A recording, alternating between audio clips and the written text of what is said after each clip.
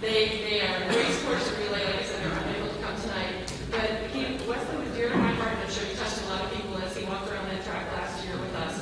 And as he really was a walking, talking, marketing tool. He's just awesome. The kid is just amazing. He showed that he can do it. We can do it. So he's a fighter. So this year I would like to announce that our honorary chair. We have Chief David Popwell is our honorary.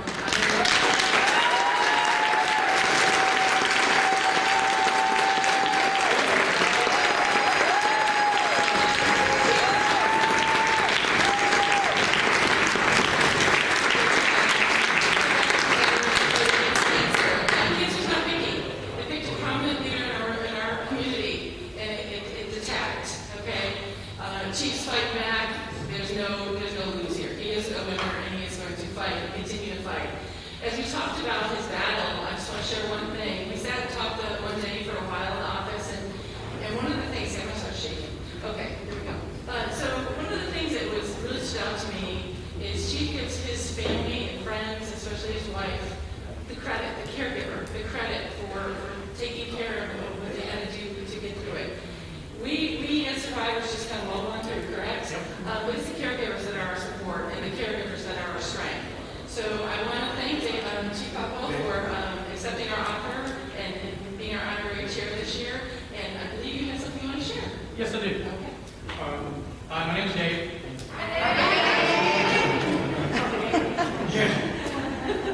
And guess what? What? I found out I got a little colon cancer. And guess what? That's the last words I heard. I go to the daily, so I appreciate the military folks. Thank y'all very much. Docs do a great job. Nurses are phenomenal. But I'm going to tell you right now, all I heard was, well, we found a little cancer. Everything after that, I don't know. I don't remember. All I can think of is, oh, Lord. That can't happen to me. I mean, I run 6 miles a day. Not me. Maybe a broken ankle or, ingrown toenail. So, yeah, it can happen to anybody. And I was one of those guys with no symptoms. I had absolutely, it was just a regular annual routine physical. So, again, the first thing I want to do is encourage everybody, if you've got anybody that's even close, give them a time to take a scope. Those of you that have been through the treatments and through the ups and downs, dude, that's the easiest part of it. Right? We all go through the same thing. First is, this is terrible. And then you go through, hey, treatment's worse than the disease. I had an ileostomy bag. Anybody have one of those? No, I don't have one now. I mean, those are awesome. You sit right there. You don't got to get up and go to bed. I just see a problem with it. The changing of it is kind of difficult. But other than that, I mean, this is a cool thing. You got to have a positive sense of humor about what we've got. If you don't, you sit around and look around and, well, shame on you. Shame on you. We've all lived beautiful. Well, think of all the stuff that collectively, if you sit down and everybody write down, what have you done in your life? Can you imagine the book we can write? Yes. Yes. Amazing. So, sitting around being all, don't get me wrong, I love everybody, and I'm a hugger, which comes in handy sometimes. But if you're going to be all open and down, don't come near me. Because I don't want to hear it.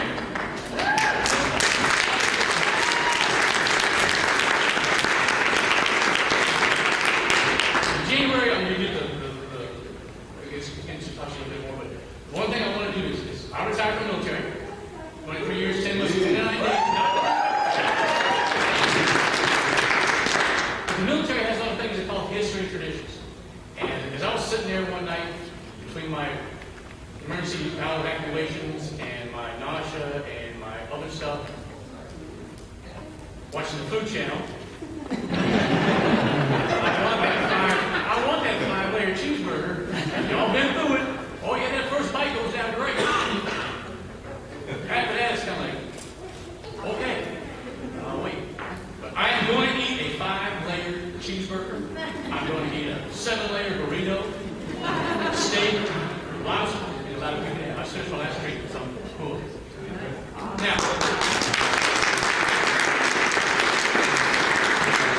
I want to give a tradition sitting there doing, as y'all been there, doing the body shuffle. We gotta go. Something that happened back in the mid-'80s. For some reason, it just hit my head. So I'm going to tell you a little story. I would ask, especially our military folks, pass this story on. And it ties directly into what we're doing. Okay, the Air Force has got what they call Chief Master Sergeant of the Air Force. He's like the gabi number everybody. You know, y'all seen those commercials? Hi, how you doing? Hey. Well, if he goes anywhere, there's like 40 or 50 people walking behind him, wiping his shoes off. All of it. Well, Chief Master Sergeant decided, you know, his new chief comes in and says, I want to go visit all my bases. I want to physically go to each one and talk to them and see how they're doing. So they landed in Insular Turkey. It's like 2 o'clock in the morning, you know, Chief's sitting in his DOQ room, maybe participating in some adult beverages, I don't know. They decided, you know what, I want to go to Midnight Chow Hall. I know, they're getting ready for the big lunch, we'll be tomorrow and stuff. So the old chief puts on his civilian clothes and walks in the back door of the chow hall. As he walks in, there's this young troop back there that's chopping lettuce, chopping tomatoes, chopping onions, moaning and groaning, using some not nice words. We might have some young ones in here. So you can imagine what the atmosphere was. So the old chief goes, hey young man, what are you doing? Kid looks up at him and says, I'm making a darn salad. Salad? For who? We got some darn VIPs coming in tomorrow. I'm sitting there making a salad for somebody who I really don't even know who they are. He's like, really? Okay, so he left. Well, being the fine chief that he was, he says, I wonder if this is prevalent throughout everywhere. So the next stop, it was like Tule Green or whatever. He decided to do the same thing. Well, he goes in the back. Now here's this kid, Tule Green. Here's this guy whistling, singing, dancing around in the chow hall. Well, we're not supposed to call that. Dining facility. I'm old.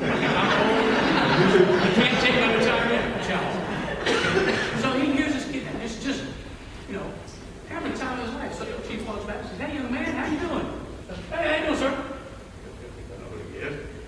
When you're that low, you don't want to know anybody above like E5 reset. You don't want to know. Even if they're nice people, you do not want, you avoid them. Okay? Because nothing good ever happens. So, chief asks the guy, says, hey, what are you doing, young man? He says, well, sir, we've got some VIPs coming in tomorrow, and my job is to make the salad, and by golly, I'm going to make the best darn salad these people have ever had in their lives. She says, you know who these VIPs are? He says, no, sir, it doesn't matter. They're coming to my chow hall, eating my salad. It's going to be the best salad they ever had. So, of course, the next day, you know, the chief comes in, he's got all the zebra stripes on, and then 80,000, yes, sir, yes, sir, yes, sir, yes, sir. So he walks in the chow hall, sits down, gets the mess sergeant, says, I want to see the young man that made this salad. Now, those who've been in the military, sergeant calls lieutenant, lieutenant calls captain, captain calls the major, major calls the LC, LC calls full word. Everybody just freaks out. All I do is say, I'd like to see this guy. Chief fish, go to cold 7, cold 7. So, I go back and get his young kid, and he's still, he's been up all night cooking the salad or chopping the salad. He comes out smiling, and the chief says, move. Don't want to, I don't know what the right word is. You know, hanger-oners, the ones that are semi-important, but chief don't really want to hear. So, he tells his major, hey, find another seat. Young man, come here, sit down for a minute. Of course, the kid's like, so he sees the stars, bars, you do not want to see as a young airman. Now he's starting to sit down at this table with them. So the young kid sits down, his eyes about that big around. He's like, yes, sir? He says, try some of this salad, young man. This is the best salad I have ever had in my life. The point of that story is it's all about perspective.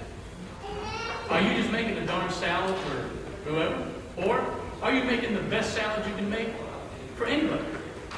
You have a positive attitude, you keep the right attitude, you're going to do fine. If you don't, well, what do you do? And to close, how many fighter pilots we got in here? Usually if there's a fighter pilot in the room, you'll know because they'll tell you. You'll know what they're looking at. You know. I'm going to get in trouble for this one. If God and the fighter pilot in the same room, how are you going to know who to? Fighter pilot will tell you. So, this pilot lands, and again, it's Tule Green, 2 o'clock in the morning, pilot lands, and his latrine Those of you that are not military, explain it to those around. Potty bucket is broke. So he's 2 o'clock in the morning, 2 degrees. They call this young kid out. You didn't fix my plane. I got to get back to Edwards so I can get my morning steak. And the kid, it's 50 below zero, snow all over the place. And here's this young man fixing a toilet. And of course, the pilot's very impatient and starts, "You better hurry up or I'm going to make your life pure miserable." The young kid looks up at him. "What the heck? You only live once, right?" He did. He says, "Well, sir, you're going to make my life worse. I'm here in Tule, Greenland, in 8 foot of snow, at 2 o'clock in the morning, making less than minimum wage, cleaning out your toilet. How much more can you do?" Those of you that have this lung disease, I look at the Chemo Kids Club, how much more can it do to you? Nothing. We've been through the worst. It's all uphill from here. So, that's all I want to say. I want everybody, hey, if you come to see me, don't be doom and gloom. Don't want to hear it.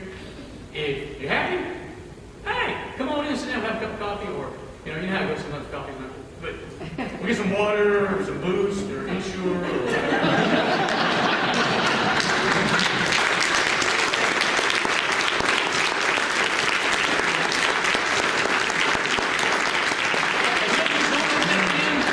When she came to approach, you cannot say no to her. You cannot say no. And you can't give me a ticket. No.